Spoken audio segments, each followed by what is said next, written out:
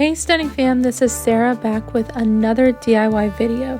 Today you will be watching us modify an ice barrel that we already owned. First step was adding wheels to the bottom so that we could easily move it around. In order to do this, we flipped it over, drew the perimeter, and cut a wood piece to place on the bottom.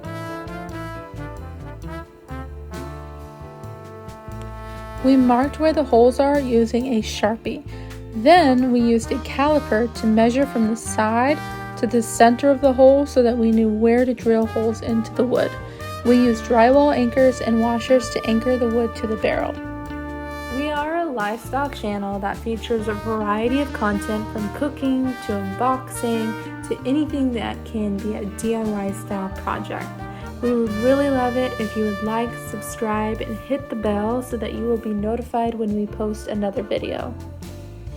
After installing wheels to the bottom, we cut down scrap wood to the height of the barrel. We ripped each board to 2.5 inches.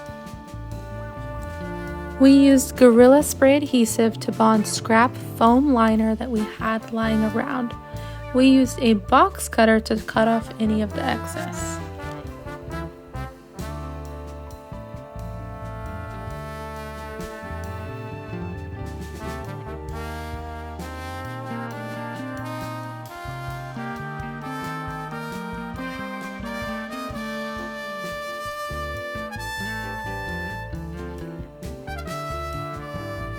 We used diamond vinyl from Home Depot to wrap around the perimeter of the barrel. After cutting, we secured the vinyl to the sanded down scrap wood boards. We used sharp point lath screws and washers.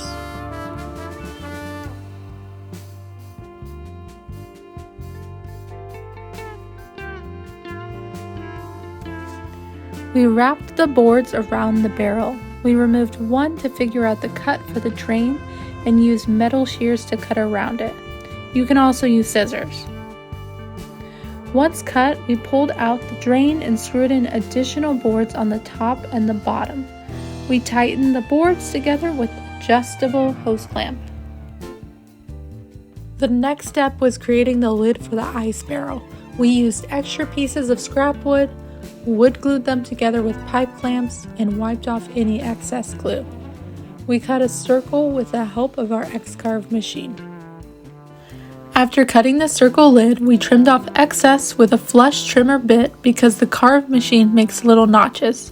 We sanded it down and went back in with a flat edge rounder bit.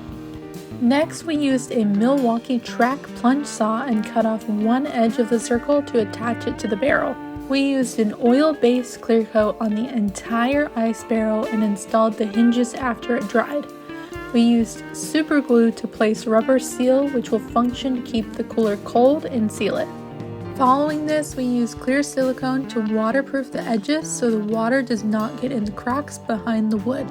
It also adds extra insulation.